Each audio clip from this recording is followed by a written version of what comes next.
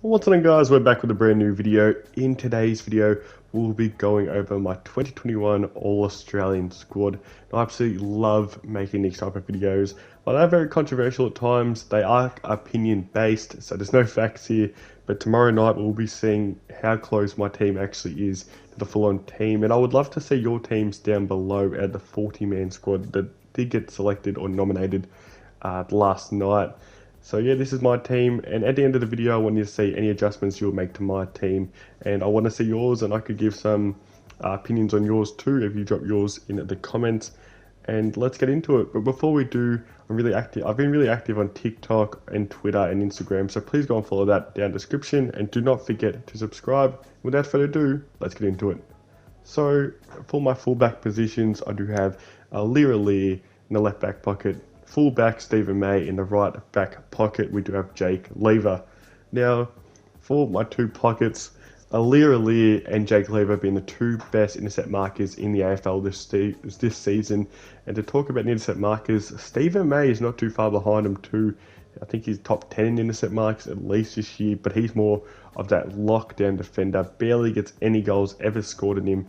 I wouldn't think he got more than probably 15 kicked on him the whole season, which is actually really impressive, playing on the best fullback in the league, and the best full forward every week. So yeah, this is my fullback positions. Now for the half-back line, I do have on the left half-back, I do have Daniel Rich. Centre half-back, Jacob Wiedering, and right half-back, I do have Tom Stewart. Now these guys have been absolutely great. Now Daniel Rich is kind of the guy that doesn't really defend too much, but he's more that rebounder, absolute elite at rebounding football. Probably the best kick in the AFL. Racks up about almost 27, 28 disposals a game. A high efficiency. He can actually kick goals. You always know whenever you watch Brisbane that you see some Daniel Richards bombs off the back of the square off 50. From 50, he just knocks them down, and then some of the most exciting goals you ever like to see. Then think of that lockdown defender in Jacob Wiedering, who is like slowly trying to add some more, rebounding attributes to his game. He's getting a really good elite kick to him, but still probably needs to work a bit more on his offensive game of halfback. But when you're dominating, centre half forwards every day like he is, it's just too easy for him. And then we have Tom Stewart, who has been the best interceptor, or one of the best interceptors in the league, to go along with the Lear and Jake Lever. And sadly he did just get injured, but we still give him this spot because of how good he was for 20 weeks of this year. Now for the midfield, on the left wing I have Sam Walsh. In the centre I have Jack Steele. In that right wing I do have Touk Miller. Now you guys are probably straight away screaming, where are the wingmen? Now there actually was 3 wingmen picked in this year's 40, but I decided that I'm going to go how they usually pick this team, and that is just pick some midfielders and chuck them on the wings. But I've kind of gone not the traditional route. I went with the 2 most hard running midfielders in the game, in Sam Walsh and Touk Miller. They're the 2, they run all day. They're probably the best endurance based midfielders in the game. Even though they did play a bit more guts this year, Sam Walsh has spent most of his career on a wing, and Touk Miller for half of his career was actually a wingman. So I have played wing in the past, and if we put this team together, they would definitely play on the wing. But the numbers that Sam Walsh and Touk Miller have been putting up, 30 plus disposals each game, these guys have been pulling, and definitely took their game to a whole nother level. And then we have Jack Steele in the middle. Probably should be a top 3 Brownlow, and it could even win the thing. That's how good Jack Steele has been playing. Probably the most well-rounded midfielder in the game. Won the tackle count for the league by about 50. Broke the record for the most tackles in a season. And yeah, just had an absolute great year. Now for the midfield, I do have the ruckman in Max Gawn, the rover in Clayton Oliver, and another rover in Ollie Wines. Now these guys have been absolutely great in their position. I've decided to put Max Gawn as the number 1 ruckman in the comp this year, and that's simply because he's just the most well-rounded ruckman in the game. I feel like he doesn't really have many weaknesses now. He's actually been able to push forward this year, which has been great to see. Obviously kicking that game winner on the weekend, which was absolutely crazy to see, and one of the craziest moments probably in AFL history. And yeah, now we go over to his teammate Clayton Oliver, who's for the past probably month has almost took himself into the Brownlow favourite edging out Marcus Bontempelli. And then we have Ollie Wines, who's just taking his game to another level. This is the Ollie Wines we always knew we could see from him.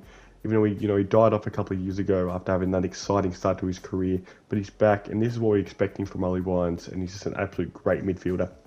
Now for the half-forward line, I did go for Chris Matraka, Tom Hawkins, and Marcus Bontempelli. Now straight away, you guys are saying there's two midfielders in this forward line.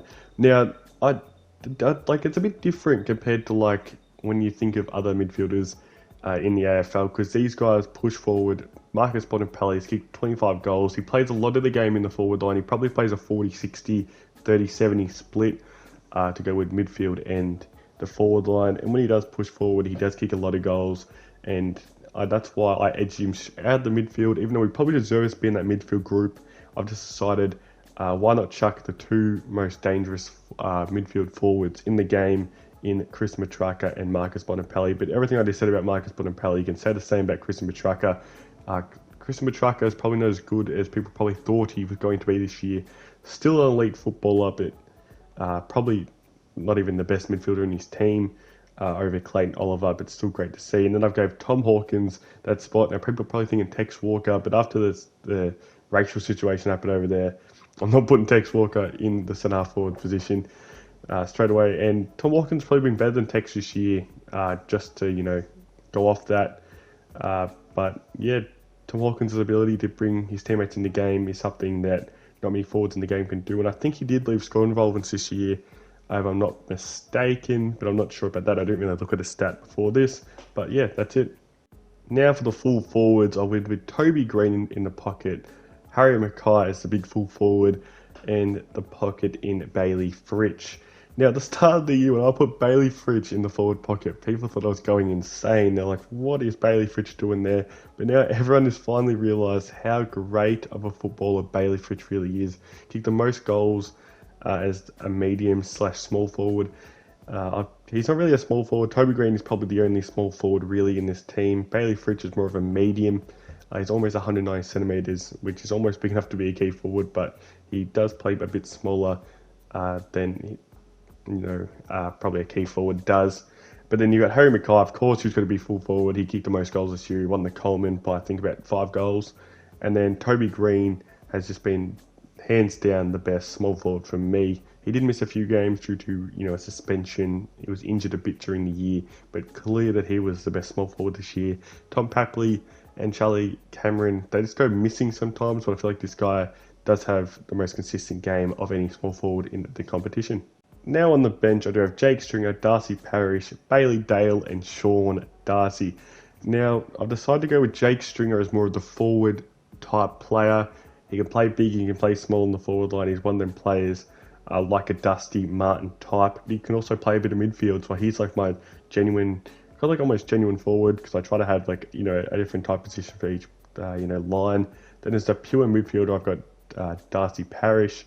In the defender, I do have Bailey Dale, and for the backup ruckman, I do have Sean Darcy. Now, Sean Darcy actually can play forward too, if he needed to.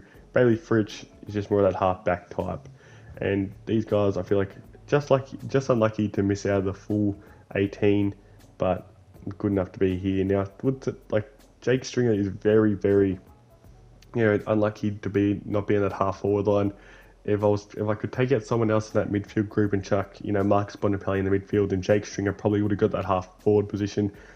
Darcy Parish, very unlucky. There's so many great inside midfielders, and I couldn't chuck him on the wing since he doesn't really have the attributes to really be a wingman.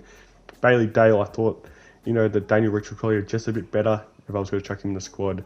That's who I would have to chuck him over. Then Sean Darcy, I was so close to chucking Sean Darcy as the main ruckman. Just thought against it at the end to give Max Gawn the benefit of the doubt. So yeah, that is my bench. But if I was going to do a medical sub, Zach Merritt would be my medical sub in this situation. So thanks for watching, guys. Make sure to drop a like and a subscribe, and thanks for watching.